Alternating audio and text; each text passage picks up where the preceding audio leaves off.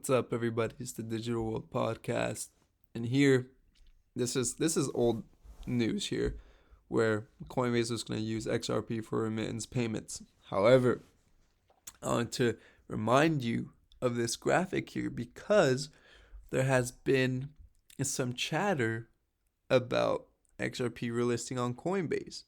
The reason being is there was some trading pairs that showed up. Now, there was also another tweet I saw in which a developer, was talking about it and basically stating that it was a way to just keep it on the back burner because currently XRP has been suspended, hasn't been taken off, has been suspended, and so there's a lot of chatter about Coinbase might relist XRP, and there was like some code that was taken. There was a photo of code from Coinbase that was kind of making its rounds on Twitter. Whether it be real or not, I don't know. But it's interesting to see here that this stuff is coming up, and maybe we're closer than we may think to a bull run of epic proportion for XRP, and so that will be important to keep monitoring. However, I think that whether it be this month, next month, or end of year, it doesn't matter. You have to have a financial plan because it's important.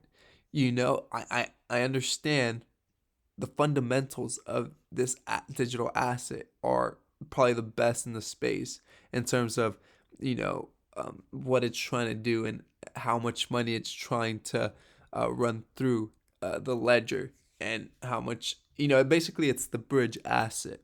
And so this is one of the not to say that there aren't other good projects, because there are other good projects.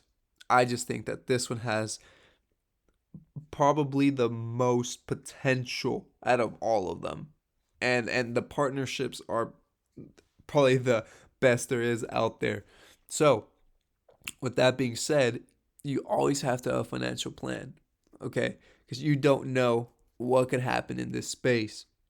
And the last thing you want to do, and you hear from a lot of people who say, yeah, I over hodled and I wish I would have taken some profits. So think of a plan. Take profits when you need to, because it's important. And you'll always be happy with profits, okay? But if you don't have a plan and you decide to do something last minute, you might regret it. So you have to think about it ahead of time. And when you have it in your head and you execute, you'll be happy with the fact that you're able to execute what you were thinking. Okay. So moving on here, we have Gensler, who's going to be at the Senate hearing tomorrow. And Jeremy Hogan posted something very interesting about a document that came out of what Gensler was saying. And this is basically Gensler's statement to the Senate. He said, 1, crypto exchanges are selling what we believe are securities. 2, make no mistake, we're coming after crypto exchanges. 3, there will be no warning shots or clarification first. And here Jeremy Hogan's basically paraphrasing and summarizing it all. But he said the glove was thrown and now the gauntlet. So let's look at this document. And he said, okay, there's some bullet points here. Crypto trading and lending platforms, stable value coins, investment vehicles providing exposure to crypto assets or crypto derivatives, custody of crypto assets. So this is what they're covering. And listen to what he has to say. And I think Jeremy Hogan does a great job of summarizing it up above, or here on the side, of what this all means. But let me go ahead and read it to you so you can have an idea yourself. With respect to investor protection, we're working with our sibling agency, the CFTC, as our two agencies each have relevant and in some cases overlapping jurisdiction in the crypto markets. With respect to a broader set of policy frameworks, we're working with not only the CFTC, but also the Federal Reserve, Department of Treasury, Office of the Comptroller of the Currency, and other members of the President's Working Group on financial markets on these matters. Further, I've suggested that platforms and projects come in and talk to us, which they always say to do, but then they turn around and go ahead and sue them. So do it at your own peril. Many platforms have dozens or hundreds of tokens on them, while each token's legal status depends on its own facts and circumstances. The probability is quite remote that with 50, 100, or 1,000 tokens, any given platform has zero securities. Make no mistake, to the extent that there are securities on these trading platforms under our laws, they have to register with the commission unless they qualify for an exemption.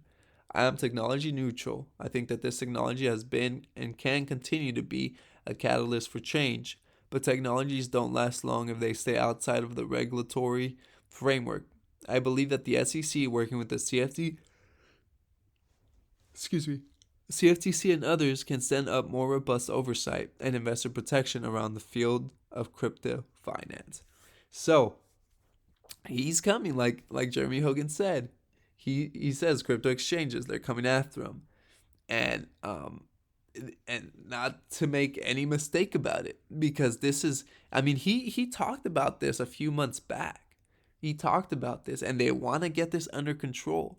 They want this to be under the White Shoe Boys' control, where they manage all of it and all these legacy institutions, because obviously this crypto is changing everything about finance, and so you have to pay attention. I have always was of the, thought that at some point or another, these government entities and those of control were going to take over this space. And while this has so much promise to it, you know, with everything going on and the ushering in of CBDCs, this was going to be a means of, kind of introducing people to, digital currencies in a sense. And, people may have differing opinions, and that's okay. Everyone, the more ideas and thoughts we have, the better it is to get an idea and kind of discuss what's going on. But I do believe that this is the introduction into digital currencies, because it's all working towards getting all these exchanges and all these digital assets under the custody of these major banks and institutions. So, with that being said, I want to hear what you guys have to say. I want to hear in the comment section below what you think is going to happen. Do you think that Gary Gensler is in this position in order to get these big banks and financial institutions to custody these digital assets and exchanges? Let me know below in the comment section. I hope you have enjoyed this video. Like and subscribe, share this video. This is the Digital World Podcast, and I'll see you in the next episode.